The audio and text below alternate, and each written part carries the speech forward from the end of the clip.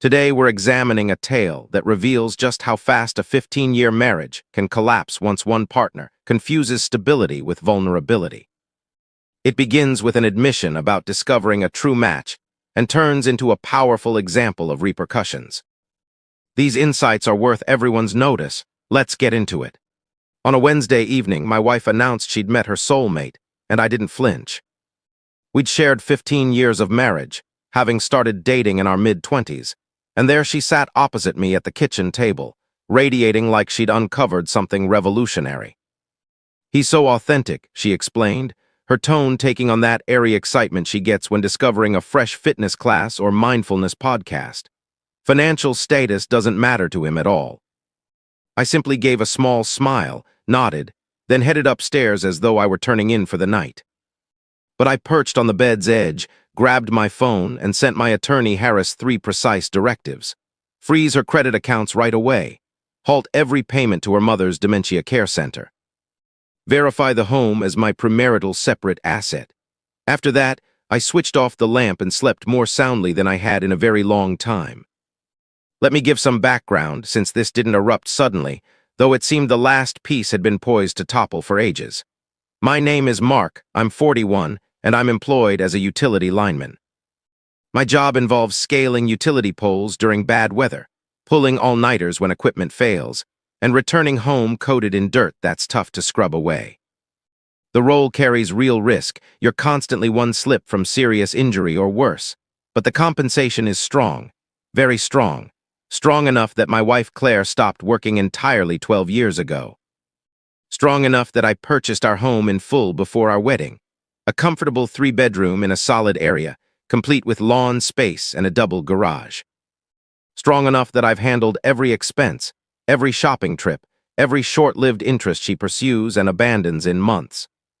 Strong enough that I've sent $4,500 monthly to Pinehurst Memory Care, an upscale place offering proper nursing staff and rehabilitation services, far from the basic public options.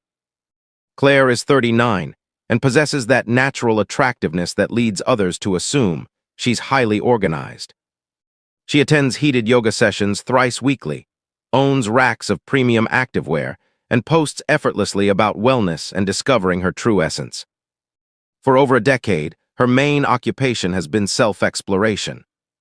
She dabbled in photography, moved to ceramics, attempted unlicensed life coaching, then ventured into crystal healing until I quit inquiring.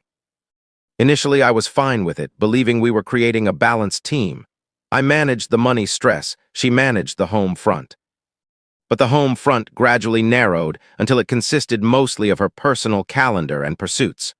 The warning signals appeared gradually, as they tend to. Unfamiliar acquaintances entered her circle. She developed a sudden passion for gallery visits, ironic since she'd previously dismissed museums as dull. Her outfits changed, not to please me but for her evenings out, which increased to several nights weekly. Her smartphone turned into an appendage, perpetually screened down on surfaces, vibrating with notifications that brought smiles I hadn't witnessed in ages. I'm no fool, and jealousy isn't my style, so I avoided rash assumptions. Instead, I quit probing and began observing closely. One harsh lesson I absorbed: when a person no longer minds if you detect their shifts in conduct, they've already detached emotionally. Then arrived the evening that altered everything. After a grueling double shift repairing storm damage across the region, 16 continuous hours in icy downpour, I returned anticipating perhaps some comfort or a warm dinner. Claire, however, waited in the family room radiating anxious anticipation, as though eager for my arrival. She requested a serious conversation, and instantly I sensed the topic. Still wearing my muddy boots, I sat, and she introduced Blake. He works as some sort of artistic advisor. I'm unclear on the title, and they crossed paths at an exhibit her recent acquaintance insisted she attend. It simply occurred, she claimed, as if she'd stumbled into profound closeness. Our bond is spiritual and profound, you see? I didn't see, but I nodded anyway. She continued describing how Blake truly gets her, how sincere and real he is, phrases that essentially translated to "not like you." Finances hold no importance for him, she repeated, as though hoping to win me over. He resides in a modest flat, creates artwork and feels completely genuine. I refrained from shouting, breaking objects, or ordering her out, none of the cinematic drama. Calmly, I inquired whether she intended to depart for him. She responded with an expression mixing remorse and irritation, as if I'd misunderstood entirely. "I'm uncertain," she replied.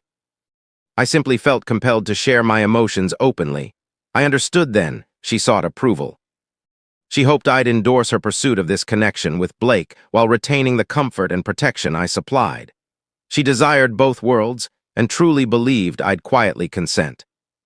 Ever experienced someone admitting something awful, yet expecting gratitude for their candor? I mentioned needing time to reflect, pressed a gentle kiss to her forehead as if unchanged, and retreated upstairs.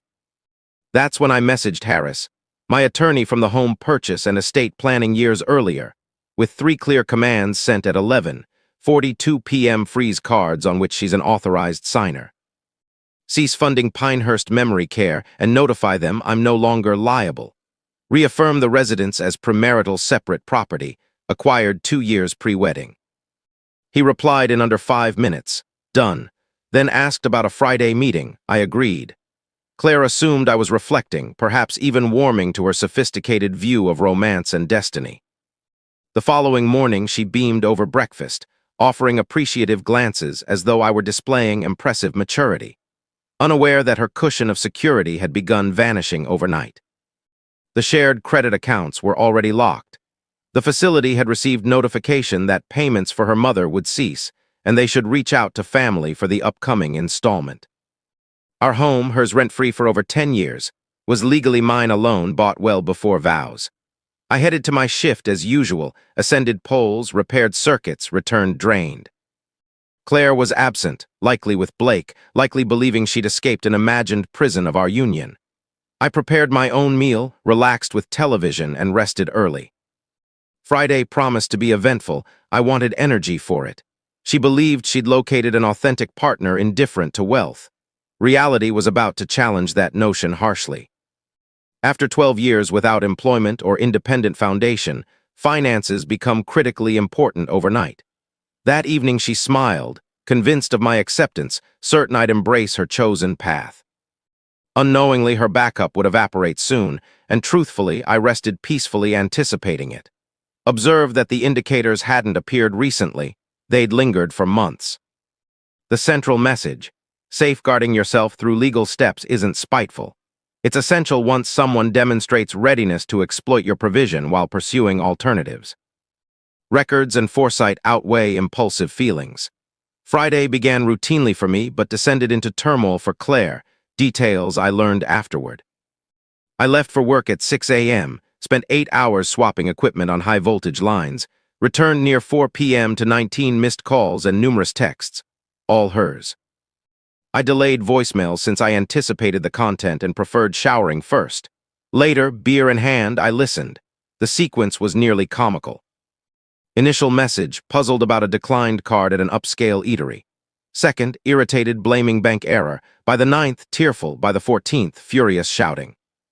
The dining embarrassment occurred ideally, unplanned yet poetic. Claire had invited Blake to an expensive small-plate venue, likely demonstrating her means, proving she wasn't merely a dissatisfied spouse in crisis. The decline happened publicly, before him, staff, nearby diners. She attempted a second card from the same pool, identical failure. Blake covered the roughly $70 tab, yet her tone conveyed deep shame. This authentic, creator uninterested in cash had bailaid her out, and that instant apparently altered their dynamic, though she avoided admitting it outright. Greater alarm arrived roughly 2 hours afterward. Pinehurst's billing operates with cold precision. They phoned Claire directly, her contact listed as emergency after my withdrawal notice. The representative remained courteous yet insistent. Arrange next week's $4,500 promptly or begin transfer to public care. According to her later outburst, Claire unraveled. She insisted on error, claimed I'd always covered it, called it unthinkable. They directed her to the responsible payer, prompting 8 rapid calls to me. Each went unanswered. I wasn't malicious. I was deliberate. There's an important distinction. Each anxious hour forced her to confront the true price of her lifestyle and its source. Around 6 p.m. I returned her call. She was at Blake's place, grimly amusing. No greeting, just immediate demands, explanations for frozen cards, Pinehurst situation. Calmly, almost detached, I stated I'd ceased funding her lifestyle and her mother's care fell to her now. Silence stretched, followed by raw, messy sobbing, not the attractive variety she used for sympathy. She returned home near 9 p.m. alone. Entering disheveled, makeup streaked, she began accusing me of retaliation for her transparency, labeling me punitive and domineering. I allowed her to exhaust her words, arms folded in the kitchen, then delivered plainly, "I'm initiating divorce proceedings. You asked for truth, there it is. I'm finished." She emitted a brief, incredulous laugh, then turned hostile.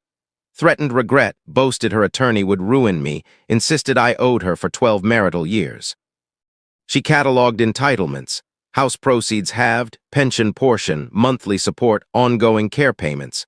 Claimed I couldn't abandon her after she'd given her prime years. I avoided debate, pointless with her. Upstairs, I contacted Harris, reported threats, requested accelerated filing. Papers by Monday, he confirmed, advised thorough records, no emotional replies. Next morning, she departed early. I continued normally, worked, ate, relaxed. Strangely natural, as though I'd shed a long unnoticed burden. The major revelation came a week later during my Harris meeting. He introduced Jordan, a forensic accountant in her mid-50s with an uncanny knack for detecting hidden finances. She de-scrutinized every transaction meticulously. What emerged unsettled me despite readiness. An unknown credit card in Claire's name, opened 18 months prior. Jordan noted she probably declared joint household earnings, legally permissible for spouses yet morally dubious secretly. Balance, $11,000. Charges typical, lodging, dining, accessories, intimate apparel. Timeline predated Blake. Charges spanned 18 months. Blake wasn't origin or midpoint, merely latest in a sequence I'd overlooked amid work demands. Jordan presented spreadsheets, annotated dates. Nearby hotels, unfamiliar restaurants for two, shops Claire never referenced. Patterns indicated successive involvements, spending fluctuating yet consistently deceptive. Harris observed quietly, expecting reaction, but calm prevailed. No longer betrayal, simply proof, and proof held power. Could you remain composed facing evidence your marriage rested on falsehoods? Claire's attorney, a forceful type named Patterson, sent a detailed demand soon after. House sale split evenly, pension half, $3,000 monthly support 6 years, perpetual mother's care funding. Cited homemaker role, accustomed lifestyle, income disparity. Expertly drafted, utterly unrealistic. Harris countered, attaching initial findings, proposing mediation to avoid escalation. My longtime friend Jake visited with food and drinks. I shared it all. He'd quietly disapproved of Claire, viewing her as treating me like a walking bank, but stayed silent out of loyalty. He inquired about Blake's status. I said absent. Claire hadn't heard from him lately. Apparently, creators uninterested in money also ignore $4,500 care costs. Jake nearly spat his drink laughing, incredulous she expected Blake to assist. I shrugged, many of her beliefs clashed with facts. Mediation set 3 weeks later allowed Jordan's thorough review. Additional discoveries.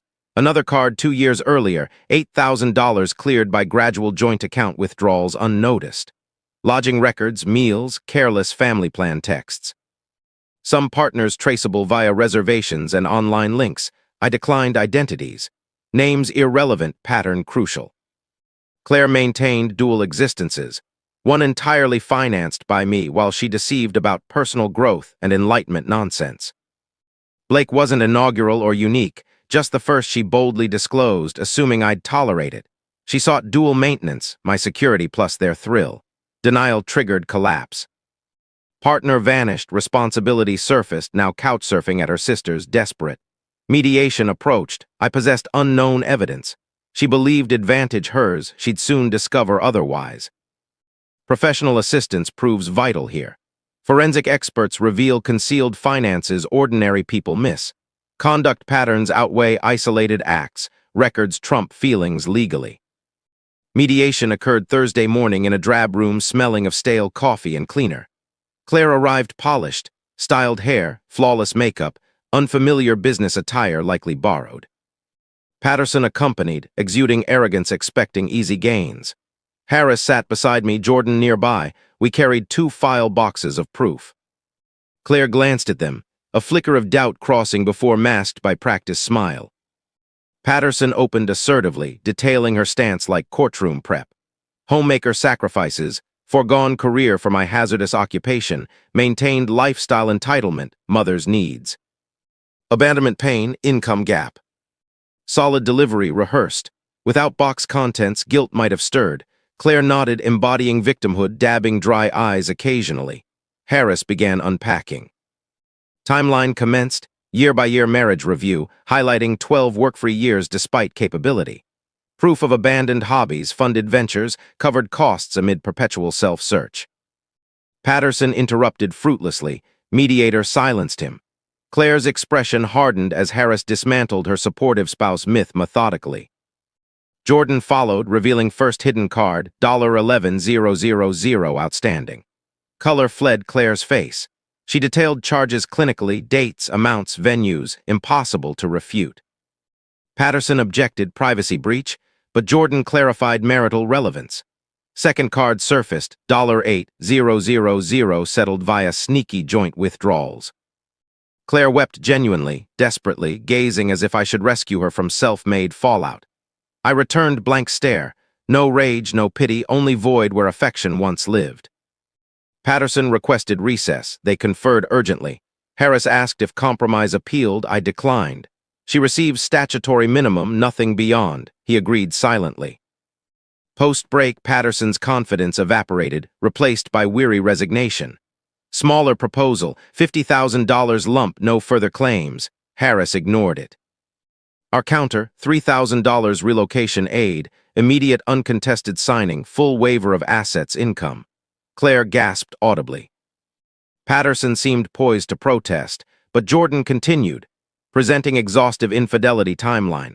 4+ affairs over 2 years, linked via charges, online traces, careless messages. Combined with deception and premarital home status, state law left her minimal entitlement. Patterson examined materials, eyed his client, visibly shrinking. Another recess, he evidently urged acceptance. Final terms mirrored ours precisely. Claire received $3,000 moving funds only. No support, no property, no claims. Full debt responsibility, including secret cards, plus total release. Mediator prepared documents on site. Claire signed tremblingly, tears blotching ink. Patterson departed swiftly from the wreckage. Claire lingered briefly, vacant. I rose to exit. She spoke my name, voice breaking. I paused without facing her. She requested private words. I replied nothing remained. Harris guided me out, abandoning her amid consequences. Divorce completed 6 weeks later, swift, uncontested. Via Jake's network, Claire employed at a retail chain, residing with her sister. Her mother relocated to overburdened public care, understaffed, television-filled days. Blake and others, evaporated, evidently spiritual ties falter against practicality. I rekeyed the home, not fearing intrusion but marking closure. 2 months post-finalization, Saturday mid-afternoon garage tidying brought a knock. Claire stood outside, diminished, weary beyond cosmetics. She requested entry. I stepped onto the porch, securing the door. She claimed deep reflection, admitted grave errors, proposed reconciliation.